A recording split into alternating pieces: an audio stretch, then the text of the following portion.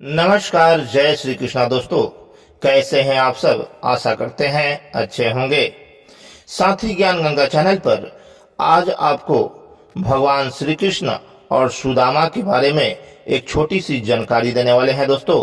क्या आप जानते हैं कि भगवान श्री कृष्ण अपना शिक्षा दीक्षा कहाँ लिए थे और सुदामा जी का शिक्षा कहाँ मिली थी? तो दोस्तों, हम आपको बता दें कि ऋषि संदीपनी के यहाँ भगवान श्री कृष्ण ने अपना शिक्षा दीक्षा लिया था। ऋषि संदीपनी का आश्रम मध्य प्रदेश के अवंतिका में था। श्री कृष्ण के वेद और योग की शिक्षा चारों तरफ मशहूर थी। श्री कृष्ण ने वेद और योग के साथ साथ 64 कलाओं का शिक्षा लिया था। दोस्तों, ऋषि संदीपनी के आश्रम में सुदामा और कृष्ण की दोस्ती हुई थी। दोस्ती तो इस दुनिया में सबने किया दोस्तों, लेकिन सुदामा और कृष्ण की दोस्ती इस दुनिया में एक मिसाल बनकर रह गया। दोस्तों, सुदामा और कृष्ण की दोस्ती कौन नहीं जानता, जब कि सुदामा जी एक गरीब ब्राह्मण के यहाँ जन्म लिए थे। उनके पिता का नाम मटुका था और उनके माता का नाम रोचना था। दोस्तों, सुदामा जी एक बुल से थे और वे एक बहुत ही गरीब घर से जन्म लिए थे। भगवान श्री कृष्ण तो पहले से भगवान तो थे ही और उनका जन्म एक राजा परिवार में हुआ था। दोस्तों, राजा होने के बाद भी भगवान श्री कृष्ण को किसी तरह का घमंड नहीं था और वे हमेशा सुदामा का मदद किया करते थे। जब भी सुदामा को जरूरत पड़ता किसी चीज का तो बचपन में भगवान श्री कृष्ण पूरा किया करते थे। भगवान श्री कृष्ण का लालन पालन नंद जी और यशोदा जी की थी। दोस्तों, भगवान श्री कृष्ण के पिता का नाम वसुदेव था और माता का नाम देवकी था। दोस्तों, उन्होंने अपने चचेरे भाई नंद जी को श्री कृष्ण का लालन पालन करने के लिए उन्हें सौंप दिया था। दोस्तों, सुदामा और कृष्ण की एक छोटी सी जानकारी हम आपको दे रहा हूं और ये बताने की कोशिश कर रहा हूं कि दोस्ती क्या होती है।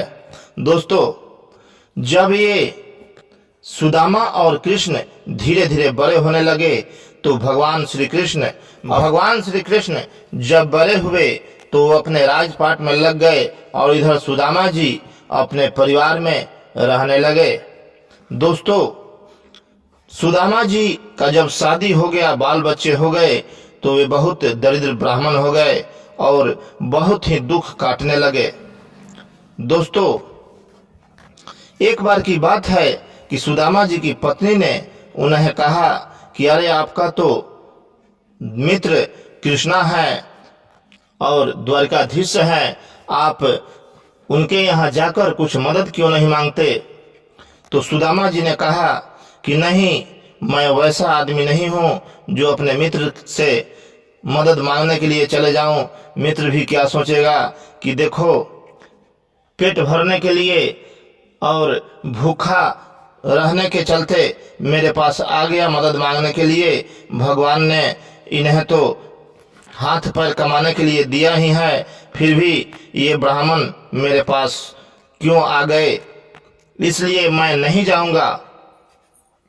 दोस्तों, बहुत कहने के बाद सुदामा जी 3 मुट्ठी चावल लेके द्वारकाधीश के यहाँ चल दिए और जब ढूंढते ढूंढते द्वारका में पहुंचे तो वहां द्वारपाल उन्हें अंदर जाने नहीं दे रहा था, महल को जाने नहीं दे रहा था। दोस्तों, फिर बहुत जिद करने के बाद एक द्वारपाल जाकर भगवान श्री कृष्ण से बोला कि हे स्वामी, सुदामा नाम का एक भिक्षुक आपके दरवाजे पर आया है।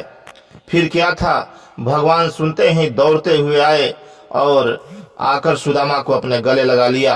दोस्तों, सुदामा जी को अपने महल में ले जाकर उन्होंने उनका बहुत ही आदर सत्कार किया और देख देख कर रोने लगे। उन्होंने अपने आंसू से उनका पैर धोया।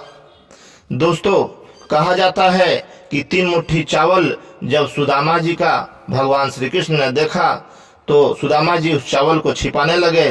उन्होंने झट दे उनका चावल छीन लिया और फिर उसको खाने लगे। सुदामा जी का चावल एक मुट्ठी जब भगवान श्री कृष्ण ने खाया तो उन्हें 1 लोक दान कर दिया। दूसरा मुट्ठी खाया तो 2 लोक दान कर दिया। तीसरा मुट्ठी खाने ही वाले थे कि रुक्मिणी ने रोक दिया और फिर उन्होंने बोला कि हे स्वामी, सारे चावल आप ही खा जाओगे, हम लोगों को क्या नहीं दोगे? तो फिर भगवान श्री कृष्ण ने वो चावल रुक्मिणी को दे दिया। दोस्तों, सुदामा और कृष्ण की एक छोटी सी कहानी, एक छोटी सी जानकारी आपको दे रहा था। चलते चलते आप सभी को एक बार फिर से नमस्कार। अगर आप हमारे वीडियो को देख रहे हैं तो मेरे चैनल को सब्सक्राइब कर दें दोस्तों, और एक लाइक कर दें।